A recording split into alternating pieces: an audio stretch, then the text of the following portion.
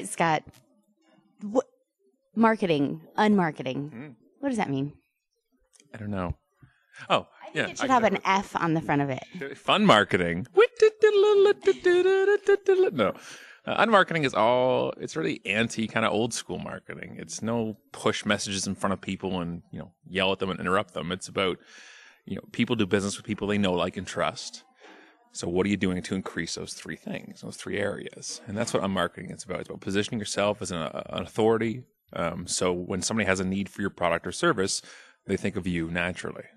What does a day look like for you? You wake up, you're at home, you immediately jump on Twitter. What do you do? I literally, like, before I'm horizontal and I grab the BlackBerry and I turn it on and I check Twitter. It's ridiculous. And my day, regardless of what I'm doing, whether I'm going somewhere to speak or I'm at home or anywhere else, I'm always checking into my engagement platforms. Because it's always a constant and current conversation. Now, I'm a little excessive in doing it. Like, every free chance I get, I pull out the BlackBerry. It's this habit where I've had the laptop open with TweetDeck and then grab my BlackBerry out of habit and open Twitter to check it. Yeah, I need help. Like, it's really bad. But that's my habit has become engagement in conversations. So I'm always checking into it. And my biggest fear is actually missing questions directed at me. And, like, I've gotten so much momentum on Twitter, especially, that I have to keep up with the conversation. I only mostly look at my reply stream, not out of ego necessarily, but because there's so much that are coming at me. And I wrote a book about engagement. I talk about that platform. I don't want to be that guy where somebody asks me a question and I ignore it, or it looks like I ignore it, even though I'm trying my best. And I'll miss some, and that I kind of feel like a jerk when it happens. Yeah. Well, everyone makes mistakes. We're all human. What is the biggest lesson that you've learned in this journey? That the bigger the platform you get, the more people will try to pick you off it. And, the louder you get. And my whole platform is built on polarizing people and passion. And when you evoke emotion, you don't control which emotions you evoke from people. And people will take shots at you. But what I've really learned is people are also awesome, that they have your back. And the art of having people's back and standing up for them, I thought was gone.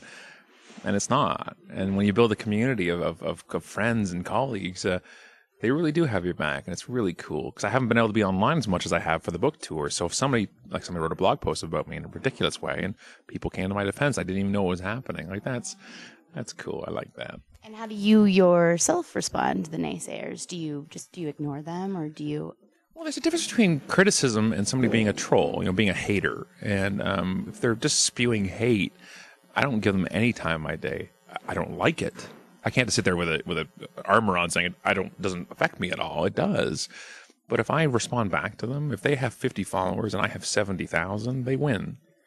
The trolls win. We don't want trolls winning ever. And that's half the reason they do it. They're trying to knock you down because they can't pick themselves up.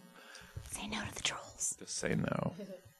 All right. Well, anyone that follows you or knows you knows that you are a very, very passionate person. Where do you draw your inspiration from? Oh, it's everything. It's kind of life, where it's my attitude and been driven of me from grandparents down to my mom, down to me, to my son, which is life's too short.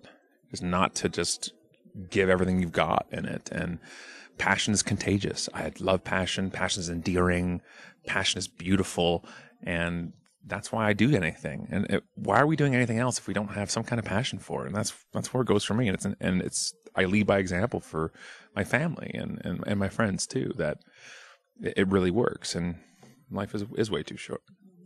It's all bigger than this type of stuff. For me, it's about my son. So, if I can leave him a company that I've built up to a certain point, he can just take it because he's smarter than daddy and go do it even better than I want to. I do it for him. And it's a problem. It's hypocritical. I'm on the road. I'm in Vegas right now and doing it for him. And it's a contradiction because then I'm away from him. So there's a huge balance issue that happens sometimes, but that's my goal, is to leave my son that, he sits there and says, I got a good dad. And that's everything on top of books, on top of conferences.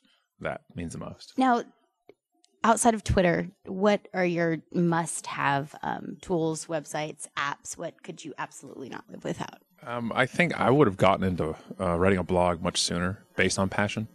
Now, passion doesn't have to be hokey or cheesy. I would have created the unmarketing blog I only did it about a year and a half ago. I should have been writing it 5 years ago. It's a great platform.